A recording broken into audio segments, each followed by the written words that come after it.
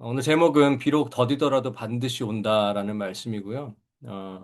먼저 이 성경 구절을 한번 같이 읽고 오늘 말씀을 좀 나누고 싶어요. 다 너무 잘 아시는 말씀이죠. 그래서 함께 계신 곳에서 한번 읽어보겠습니다. 시작. 항상 기뻐하라. 쉬지 말고 기도하라. 범사에 감사하라. 이는 그리스도 예수 안에서 너희를 향하신 하나님의 뜻이니라. 참, 이 말씀 너무 잘 아시고, 또 여러 가정에서는 아마 가훈으로 또 삼고, 그렇게 이 말씀을 마음속에 새기려고 하지 않을까 싶습니다. 저희 집도 이 말씀이 가훈이에요. 그래서 저희 거실에 이제 벽에다가 이 말씀을 붙여놓고 있습니다. 성경에는 분명히 말씀하고 있죠. 우리가 범사에 감사하라고 그렇게 하나님께서 말씀하십니다. 그런데 살다 보면 정말 그러한 감사의 마음이 사라질 때가 참 많습니다. 삶이 너무 힘들 때가 있죠. 몸도 마음도 지칠 때가 있고요. 세상을 바라보면 정말 한숨만 나올 때가 있습니다. 그래서 그럴 때는 우리가 감사하려고 해도 감사가 나오지 않을 때가 있습니다. 혹시나 여기 계신 여러분 가운데 정말 그런 마음이 계신 분이 있지 않을까 싶어요. 그러니까 속으로 정말 주님, 언제까지 이렇게 내버려 두실 겁니까? 그런 마음이 계신 분이 있으면 오늘 하박국 선지자가 여러분의 친구가 아닐까 싶습니다. 왜냐하면 하박국의 마음이 그런 상한 마음과 너무 닮아 있기 때문에 그렇습니다. 하박국도 아마 감사가 메마른 삶을 살고 있었던 것 같습니다. 그의 마음은 무겁고 상했고 혼란스러웠습니다. 오늘 1장 2절에서 3절 말씀 한번 다시 보겠습니다. 살려달라고 부르짖어도 듣지 않으시고 폭력이다 하고 외쳐도 구해주지 않으시니 주님 언제까지 그러실 겁니까? 어찌하여 나로 불의를 보게 하십니까? 어찌하여 악을 그대로 보기만 하십니까? 약탈과 폭력이 제 앞에서 벌어지고 다툼과 시비가 그칠 사이가 없습니다. 하박국의 마음을 더 잘 이해하시려면요. 그가 살던 시대를 좀 알아야 할 필요가 있습니다. 먼저 중요한 연도를 몇 가지만 말씀드리면 주전 722년에 아시리아에 인해서 북이스라엘이 멸망을 하죠. 그리고 701년에는 아시리아가 이제 남유다의 46개의 성을 파괴합니다. 그리고 좀 시간이 지나서 이제 612년에는 이제 바벨론이 치고 올라오죠. 그래서 아시리아의 수도인 니느웨를 함락시키고 또 아시리아가 결국 붕괴하게 됩니다. 그리고 나서 605년에 바벨론이 이집트를 격파하고 그러면서 유다는 속국이 됩니다. 아직까지 유다가 멸망하진 않았고요. 근데 58년, 586년에 유다가 멸망이 되고 성전이 파괴됩니다. 하박국은 620에서 605년 사이에 사역했던 인물로 그렇게 전해지고 있습니다. 그러니까 지금 아시리아 제국이 무너지고 바벨론 제국이 치고 올라오는 국제 정세의 긴장 속에서 사역했던 인물입니다. 말 그대로 역사의 소용돌이 한가운데였습니다. 지금 앞에서는 아시리아 제국이 무너지고 있고 뒤에서는 바벨론이 파도처럼 밀려들고 있습니다. 저는 이것을 이렇게 한번 상상해 보면 좋겠어요. 지금 1차선 도로입니다. 작은 차가 뭐 예를 들어 뭐 혼다 시빅이 지금 한 대가 달리고 있는데 지금 앞뒤로 거대한 트레일러 트럭 사이에 끼어 있는 겁니다. 앞에는 지금 아시리아 트럭이 시꺼먼 연기를 뿜으면서 비틀거리고 있고 뒤에는 지금 바벨론 트럭이 전속력으로 나에게 들이닥치고 있습니다. 좀 얼마나 무섭고 지금 그죠? 심장 떨리겠습니까?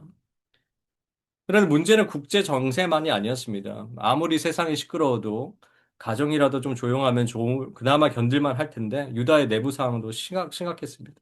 폭력과 부패, 또 기득권층은 정말 가난한 사람들을 짓누르고 종교 생활은 형식적이고요. 악인들의 삶은 잘만 사는 것 같은데 오히려 의인들이 고통받는 그러한 현실이 바로 하박국이 마주한 현실이었습니다. 그 안에서 하박국이 이렇게 절규하고 있는 겁니다. 여호와여 언제까지입니까? 왜 침묵하십니까?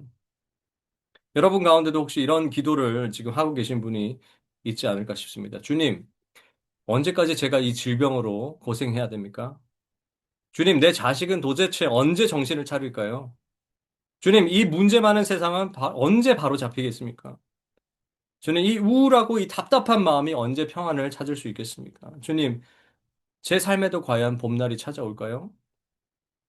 하박국은 그런 마음을 너무 잘 아는 사람입니다. 그런 하박국에게 하나님께서 이렇게 대답을 하시죠.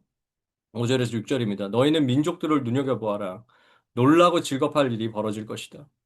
너희가 살아있는 동안에 내가 그 일을 벌이겠다. 너희가 듣고도 도저히 믿지 못할 일을 벌이겠다. 이제 내가 바벨로니아 사람을 일으키겠다. 그들은 사납고 성급한 민족이어서 천하를 주름잡고 돌아다니며 남들이 사는 곳을 제 것처럼 차지할 것이다.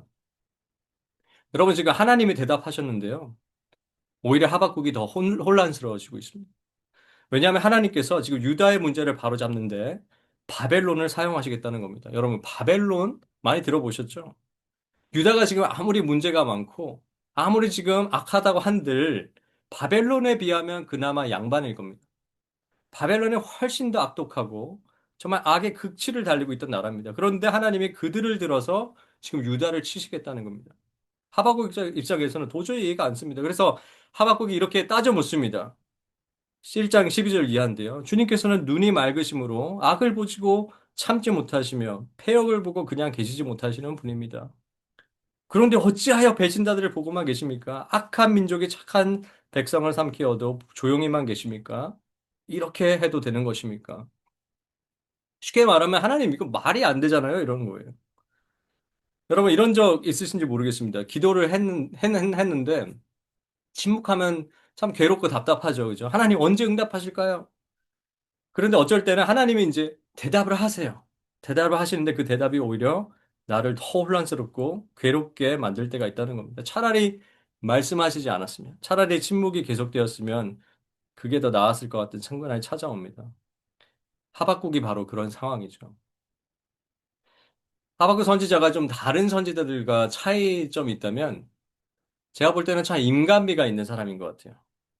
왜냐하면 대부분 선지자들은 이런 모양이잖아요. 하나님한테 계시를 받고 그죠? 그렇게 선포를 하죠. 흔히 하는 얘기가 여호와께서 말씀하시되 그죠? 마치 높은 산 위에서 정말 저 아래를 향해 거룩한 메시지를 전달하는 것처럼 말입니다. 그런데 하박국은 좀 다릅니다. 그가 높은 곳이 아니라 마치 우리 옆에서 얘기하는 사람 같습니다. 우리가 고민하는 것, 우리 속에서 씨름하는 것, 도무지 이해되지 않은 것을 질문하고 따지고 탄식합니다. 그래서 하박국서를 여러분들이 찬찬히 읽어보시면 마치 꾸지람을 듣기보다는 마치 인생을 오래 살아온 할머니가 나를 따뜻하게 안아주는 느낌을 받습니다. 등을 토닥이면서 이렇게 말하는 것 같습니다. 괜찮아. 내가 네 마음 알아. 나도 그랬어. 나도 힘들었고, 나도 이해가 안 됐어. 그래서 나도 하나님께 따져 물었어. 여러분, 그래서 하박국이라는 이름이 그냥 붙여진 이름이 아닌 것 같아요. 왜냐하면 그의 이름이 껴안다, 꽉 붙들다라는 뜻을 담고 있습니다. 그러니까 하박국은 우리의 질문을 품어주기도 하고, 우리의 눈물과 분노를 품어주고, 우리의 질문을 그대로 하나님께 들고 가주는 사람입니다. 얼마나 고마운지 모르겠습니다. 그런데 여기서 꽉 붙잡다라는 뜻에는 또 하나의 의미가 있는데요. 그것은 하박국이 우리만 껴 안아주는 사람이 아니라 하나님의 약속도 꽉 붙드는 사람이라는 것입니다. 이것도 얼마나 중요합니까? 어둠 속에서도 하나님을 붙드는 신앙 말입니다. 그래서 저는 이런 생각도 해봤어요. 누가 아들을 낳으면 하박국이라는 이름도 나쁘진 않을 것 같아요. 성이 하고 이름이 박국은 아니고요. 그냥 영어로 하박국. 그죠? 하박국 2장 1절 한번 보실까요? 하박국의 놀라운 믿음을 볼 수 있습니다. 이렇게 얘기하고 있습니다. 내가 초소 위에 올라가서 서겠다. 망대 위에 올라가서 나의 자리를 지키겠다. 주님께서 나에게 무엇이라고 말씀하실지 기다려보겠다. 내가 호소한 것에 대하여 주님께서 어떻게 대답하실지를 기다려보겠다. 사랑하는 성도 여러분, 우리가 삶이 흔들리고 영혼의 깜깜한 밤이 찾아올 때 우리에게는 결국 두 가지 선택지밖에 없습니다. 하나는 하나님으로부터 도망치는 것입니다. 내 마음을 닫고 현실을 부정하고 다른 것으로 마음을 채우고 일부러 나를 바쁘게 만들어서 그 어려운 상황을 잊어보려고 하는 태도입니다. 다른 하나는 하나님께로 달려가는 것이죠. 내가 흘리는 눈물 그대로, 내 분노 그대로, 내 질문 그대로 그냥 솔직하게 하나님 앞에 가져가는 겁니다. 그리고 하나님 앞에서 코람데오 기다리는 겁니다. 하박국은 두 번째를 선택했습니다. 그 결과가 무엇이었습니까? 그래서 내가 초소위에 올라가서 서겠다. 망대 위에 올라가서 나의 자리를 지키겠다. 주님께서 나에게 무엇이라고 하실지 기다려보겠다.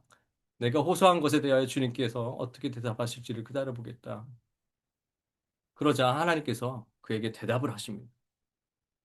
그 하나님의 대답은 이번에는 좀 다릅니다. 2장 2절에서 4절인데요. 이렇게 하나님께서 말씀하시죠. 너는 이 묵시를 기록하여라. 판에 똑똑히 새겨서 누구든지 달려가면서도 읽을 수 있게 하여라. 이 묵시는 정한 때가 되어야 이루어진다. 끝이 곧 온다는 것을 말하고 있다. 이것은 공연한 말이 아니니 비록 더디더라도 그때를 기다려라. 반드시 오고야 만다. 늦어지지 않을 것이다. 마음이 한껏 부푼 교만한 자를 보아라. 그는 정직하지 못하다. 그러나 의인은 믿음으로 산다. 여러분, 마지막 그 의인은 믿음으로 산다에 마음속으로도 밑줄을 크시기 바랍니다. 여기서 말하는 믿음은 단순히 우리가 사도신경을 외우면서 내가 믿는다고 고백하는 차원이 아니죠. 지금 상황이 전혀 나아질 기미가 보이지 않는데도 하나님을, 또 하나님의 약속을, 하나님의 선하심과 신실함을 붙들겠다는 나의 의지이고, 나의 충성이고, 나의 확신인 것입니다. 우리가 믿음에 대해서 잘 아는 말씀이 있을 겁니다. 히브리서 말씀이죠. 믿음은 다 같이 읽어볼까요? 믿음은 바라는 것들의 확신이요. 보이지 않는 것들의 증거입니다. 그러니까 성경에서 정의하는 믿음은 보이지 않는 것들의 증거라는 거예요.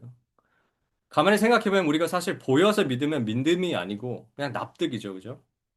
지금 보이지도 않고 만져지지도 않고 어느 것 하나 믿을 만한 게 아무것도 없는 상황 속에서도 믿는 게 바로 진짜 믿음이라는 겁니다. 그게 바로 히브리서가 기록하고 있는 신앙의 선조들의 믿음입니다. 노아 한번 생각해 보세요. 그죠? 먹구름 하나 없는데 방주를 만들었죠. 더군다나 그것을 산 위에다 만들었습니다. 아브라함은 도대체 약속의 땅이 어딘지도 모르고 자기가 지금 어디로 향해 가는지도 모르는 채 믿음으로 하나님의 약속을 붙잡고 고향 땅을 떠났다고 했습니다. 그때 그의 나이가 75세였습니다. 아브라함의 부인 사라는 어떻습니까? 이제는 도저히 아이를 낳을 수 없는 상황이 되었습니다. 죽은 것과 다름없다고 말씀에서 얘기합니다. 도무지 상식적으로는 이제 아이를 낳을 수 없는 상태인데요. 그런데도 믿음으로 그가 아이를 낳을 수 있는 능력을 얻었다고 합니다. 그 이유는 사라가 약속하신 분을 신실하신 분으로 생각했기 때문에 그렇습니다. 히브리서는 또 이렇게 얘기하죠. 믿음이 없이는 하나님을 기쁘게 해드릴 수 없습니다. 하나님께 나아가는 사람은 하나님이 계시다는 것과 하나님은 자기를 찾는 사람들에게 상을 주시는 분이라는 것을 믿어야 합니다. 사랑하는 여러분, 여러분 정말 믿음이 있으신가요? 정말 하나님을 꽉 붙들고 계신가요? 하박국은 붙들었습니다. 하박국은 하나님을 꽉 붙들었습니다. 그리고 여기서 반전이 일어납니다. 지금 상황은 똑같아요. 여전히 앞에는 아시리아 제국이 무너지고 있고 뒤로는 바벨론 제국이 물밀듯 몰려오고 있습니다. 국내 상황은 여전히 아수라장입니다. 그런데 한 가지가 바뀌죠. 바로 하박국 자신의 마음이 바뀝니다.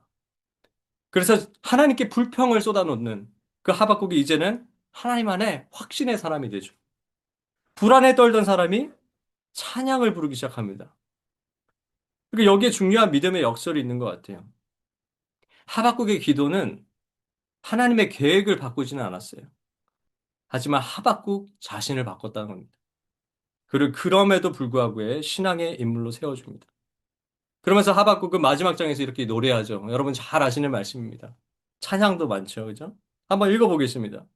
무화과 나무에 과일이 없고 포도나무에 열매가 없을지라도 올리브 나무에서 딸 것이 없고 밭에서 거두어 들일 것이 없을지라도 우리의 양이 없고 외양간에 소가 없을지라도 나는 주님 안에서 즐거워하련다. 나를 구원하신 하나님 안에서 기뻐하련다. 주 하나님은 나의 힘이시다. 나의 발을 사슴의 발과 같게 하셔서 산등성이를 마구 치닫게 하신다. 여러분 이것은 현실 부정이 아니고요. 그렇다고 긍정적인 마인드도 아닙니다. 이것은 어둠 속에서도 하나님을 붙드는 믿음입니다. 모든 것이 무너지도 나는 여호와를 신뢰하리라. 왜 그렇죠? 주 여호와만이 나의 힘이시기 때문에 그렇습니다. 더 중요한 사실은 이 하박국의 믿음이 누군가가 얘기하듯이 내 마음속에 열망이 그냥 투사되어 나온 게 아니죠.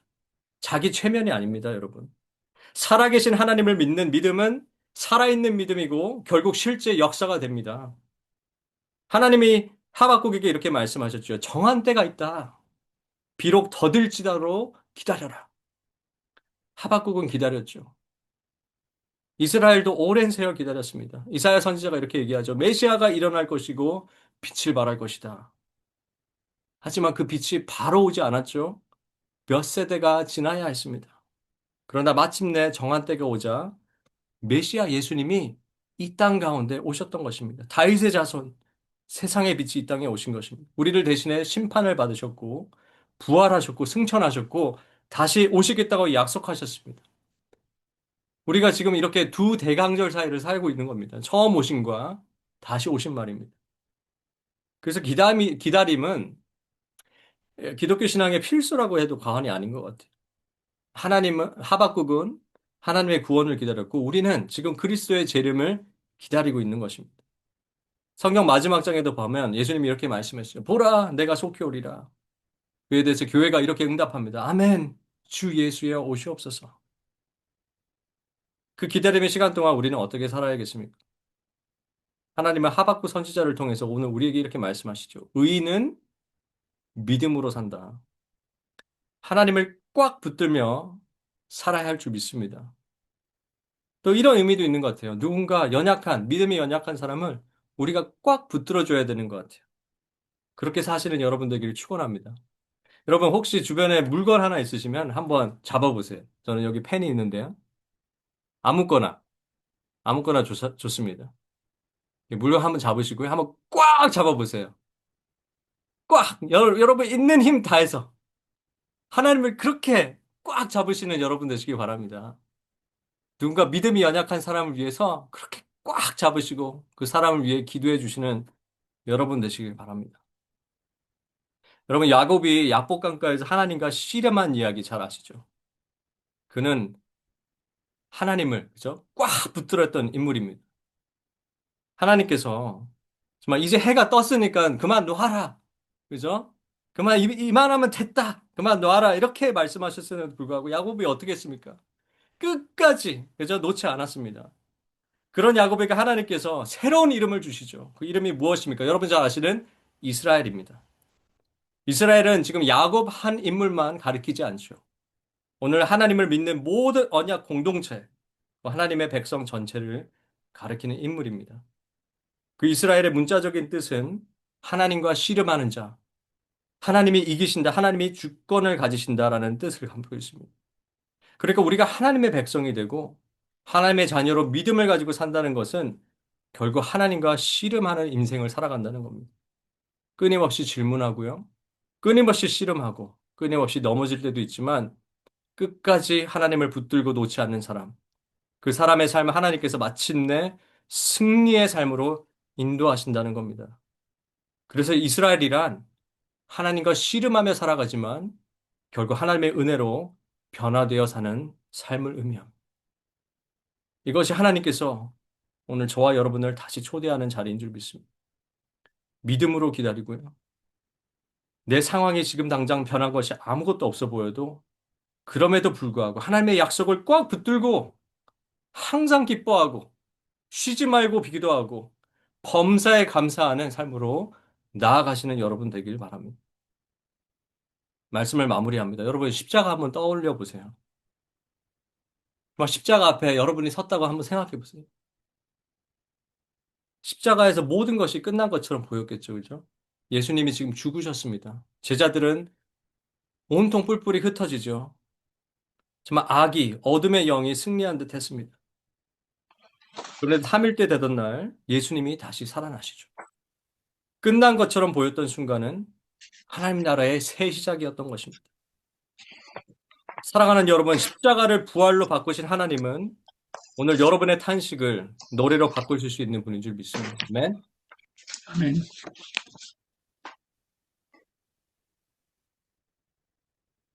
부서져 보이는 것들을 다시 회복할 수 있는 분이 하나님이십니다. 지금 끝난 것처럼 보이는 순간일지라도 그것이 끝이 아니라 새로운 여정을 시작하실 수 있는 분이 하나님이십니다. 마지막으로 이 말씀만 드리고 오늘 말씀을 마무리하겠습니다. 우리가 잘 아는 꽃이죠. 매화라는 꽃입니다. 매화는 꽃들 가운데 가장 먼저 그 겨울이 끝나기도 전에 피어난다고 합니다. 지금 문과 매서운 지금 차가운 바람이 아직 대기를 가득 채우고 있고 가지는 지금 얼어붙어 있습니다. 바로 그 얼어붙은 가지 끝에서 조용히 그러나 당당하게 꽃을 피웁니다. 그래서 사람들은 매화는 봄을 앞서 부르는 꽃이다 이렇게 얘기하죠.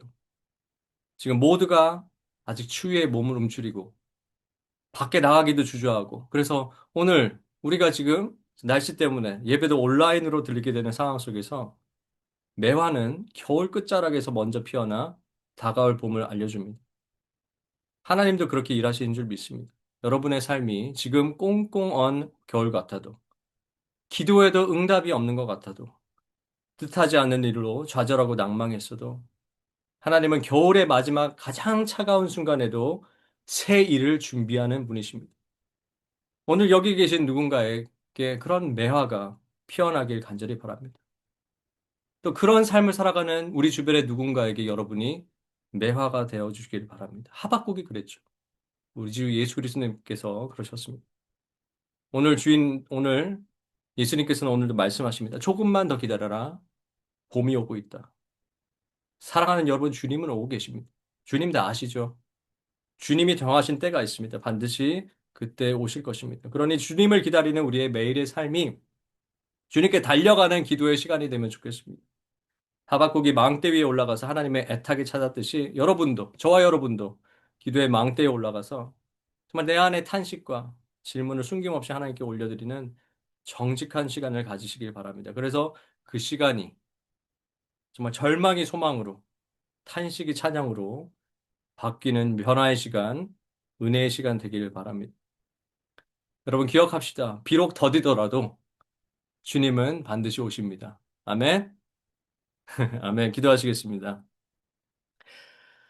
주님, 오늘 하박국을 통해 우리의 마음을 비추어 주셔서 감사합니다.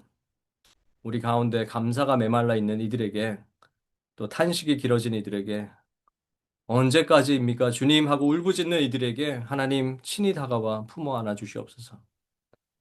비록 눈에 보이는 것은 겨울 같고 삶의 가지 끝이 얼어붙은 것처럼 느껴질지라도 겨울 끝자락에 피어나는 매화꽃처럼 주님께서 우리의 인생에도 조용히 새 일을 시작하고 계심을 믿습니다.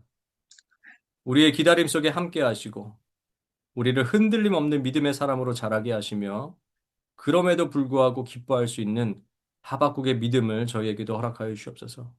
아멘. 그래서 하루하루의 삶이 그냥 바쁘게 지나가는 삶이 아니라 주님께 달려가는 기도의 시간, 진실한 마음을 올려드리는 정직한 시간, 절망 속에서도 주님을 붙드는 믿음의 시간이 되게 하옵시며 우리를 만나는 사람들에게도 그러한 그리스도의 따뜻한 품과 위로를 전할 수 있는 매와 같은 삶을 살게 하옵소서. 우리의 빛이시며 구주시며 다시 오실 왕이신 예수 그리스도의 이름으로 간절히 기도합니다. 아멘. 아멘.